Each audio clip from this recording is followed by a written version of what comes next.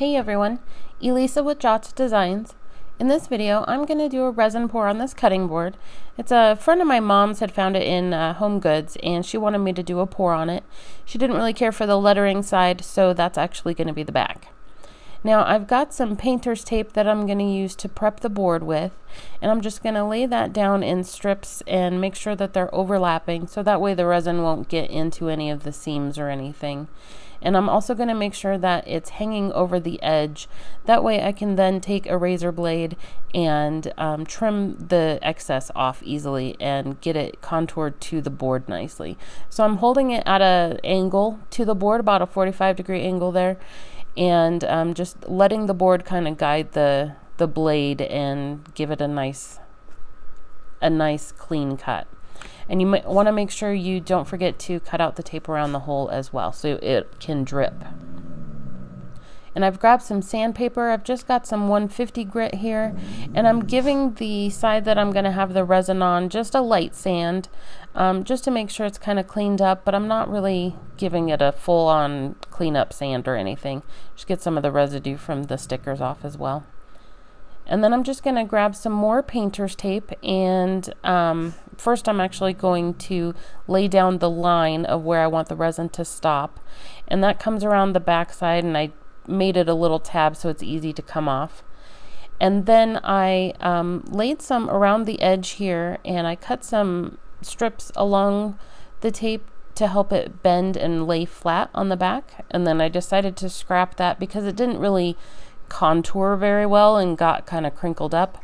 So I then grabbed some wider electrical tape, and I'm using that instead. And again, I'm cutting little slits in the back side so that way it'll lay flat against the board.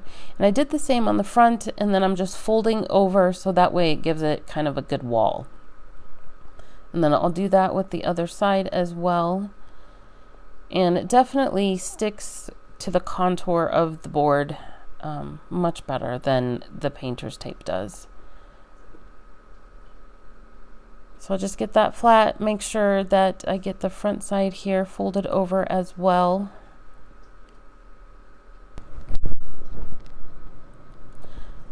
And so I need to make the front side of my dam as well. And I grabbed some aluminum tape because the electrical and painter's tape just wouldn't really do as well. So I just folded over one side and then stuck it down to the front there, and then you can just bend it up and make the wall. It's really, really handy. And for the resin, I'm going to be using some Faux Rizzle art resin. It's a 1-to-1 ratio resin, and I find it to be a bit of a thicker resin, which usually means that it's going to have a shorter working time, which I actually really like. And I'm going to be using some oil paints. It's Master's Touch oil paints from Hobby Lobby. I've got yellow ochre and crimson, burnt umber, and blue-green. And then I've also got Lorez Angel White paste. And I decided not to use the yellow ochre, and so instead I grabbed some Epoxy Candy Tiramisu tan. And I've got product links down in the description, as well as some discount codes for some stuff as well. So I've got the resin mixed up per the directions from the manufacturer, and I added no more than 10% of the oil paints in, just to make sure that I didn't have any reactions with the resin. I haven't found any reactions with oil paints yet, but you know, always better to be safe than sorry. And then I also find with the oil paints, similar to when I use silicone oil, that a lot of times it's better when you layer the colors and you get more effects that way. So I just put all the colors down, grabbed my torch, popped the bubbles, and then decided to tape up the hole. That way everything didn't just flow off. And then I grabbed my airbrush and just kind of went to town to moving around the resin, and forgot the white, of course, so I drizzled some white on there. But the airbrush is definitely my favorite tool to use when I'm using oil paints to color the resin. And so I just basically kept moving it around, and what I was really going for is getting a good blend of the colors and letting it sit more than anything. Every so often I would take the torch to it to pop some bubbles and also add some effects from the heat as well. And then at some point I realized that I forgot to add the gold, so I grabbed the Mayron gold metallic powder, and you definitely don't need a lot of that, so I had just a little clear left over, thank goodness, and I got that mixed in and just drizzled that a little bit here and there. And then, of course, always popping bubbles, went back to the airbrush and just again moving the colors around. I took the tape off to let a little bit of the resin out. It seemed like I had a bit too much, and then decided it was flowing way too fast still, so I put the tape back, but it ended up leaking. But that's okay, it's still turned out great. And then I took the sticks from the colors and added a couple little lines here and there.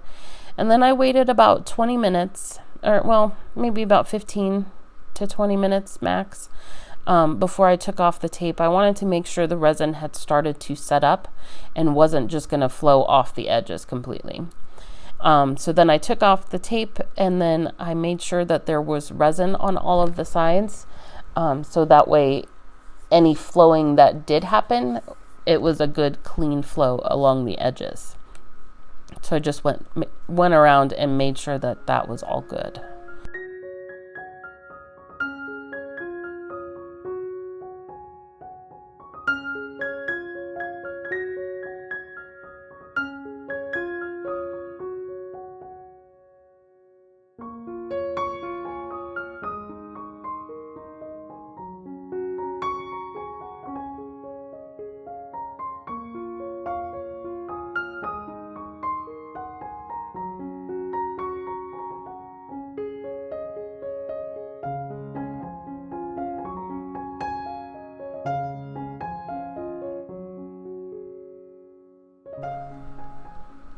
Now when I bring in the airbrush again here, you can see that it takes a lot, it's a lot slower kind of filling back in where I've moved it.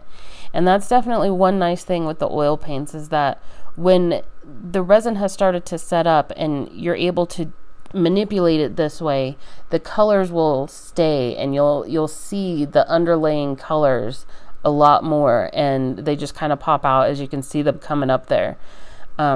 So that's one thing I like with the thicker resins, is that it'll set up a little bit quicker and then also stay. I find I don't lose as much detail as I do with resins that have a really long working time.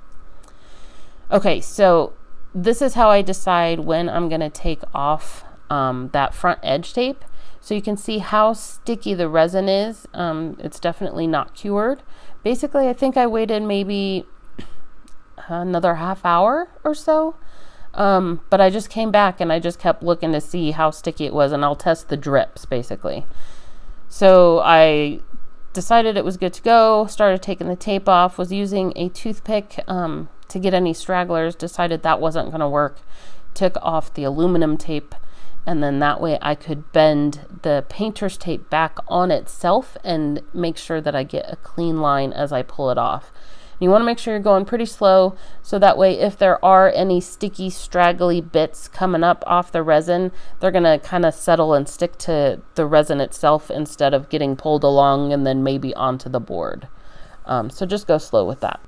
And then I grabbed the heat gun, and I wanted to just slightly soften that front edge, so that way as it cured and settled and self-leveled, it had a nice rounded edge. And you'll see what I mean if you do this and you're taking the tape off. There's kind of like a wall of resin that you don't want, and so I just softened that. So I let that cure just overnight really, and then I grabbed some more electrical tape, and I'm using the electrical tape here just because the edge of the resin isn't perfectly straight or anything, so it's nice to actually be able to guide the tape where you want it exactly. And I'm leaving just a tiny space, maybe a millimeter, if even that, of a gap between the resin and the tape. That way the clear resin will go onto the board itself and be completely covering the resin that has any colorant in it. So then I'm just going to mix up some clear resin here and then get that nice and spread around. I did less than an ounce. You don't need much for this, but I am using the same resin again. And you just want to make sure you go over everything, you know, make sure you're touching every spot there to make sure that it's making good contact. Because I was doing it the next day, I didn't sand it. If you wait maybe a week or so, you definitely want to sand before you put the clear layer down. Just a light sand to scuff it up. And then same with this clear layer as I did before. I waited until it was at that sticky consistency before I took the tape off. Got that taken off, and then again with the heat gun just rounding that edge. And I've got it just the back end sitting on some paper towel just so it's slightly unlevel, just to make sure that resin's not coming up onto the board or anything. So about 5 days later is when I'm doing this, and I'm using the heat gun to help soften up the resin and make it easier to remove the tape. So you just go over the drips for a little bit, keep an eye on it, so you're not fully melting it or scorching it or anything, and then using a razor blade to clean up and make it smooth. And then I've got some sandpaper here. The block is a heavier grit, and I'm starting with that. Then I'm going to move on to the 150. Make sure you're going with the grain of the wood all the time. And I'm just making sure that I'm getting anything, any coatings off or any resin that may have spilled over, well, actually seeped under the tape. And then I've got a nail file here, and I'm using the lighter grit, the smaller grit, on the edge to round the resin off. And then I've got these little sanding pads basically, and I'm just going up higher number each time and making sure that resin is nice and smooth. I'm not polishing it or anything since it's the back side, but just making sure that no one's going to cut their hand on it or anything when they grab it and pick the board up. And then I've just got some water and paper towel and clean off the dust there. And then I'm going to do the same with the front, and I'm only going to use the block and the 150 on the front here.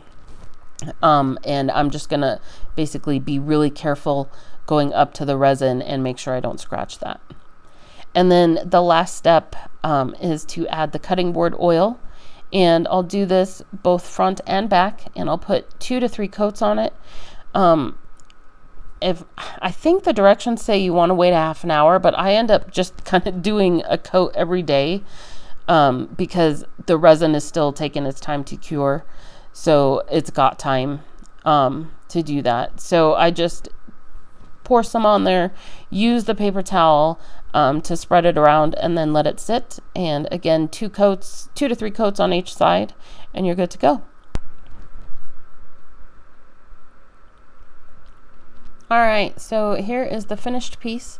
I really love how this one turned out, and I know my mom's friend will definitely love it too. Let me know what you guys think of it, and if you have any questions or anything in the comments below. And if you like this video, definitely give it a thumbs up and subscribe to my channel if you haven't already. There's some discounts and links for the products I use in the description, and you can always find more in my Amazon shop as well. If you'd like to support and help keep this channel going, please click on that link in the description and check out the various ways you can help. All help is definitely greatly appreciated. I hope you enjoyed this video. Thanks for watching. I'm Elisa with Just Designs, and I will see you next time. Bye.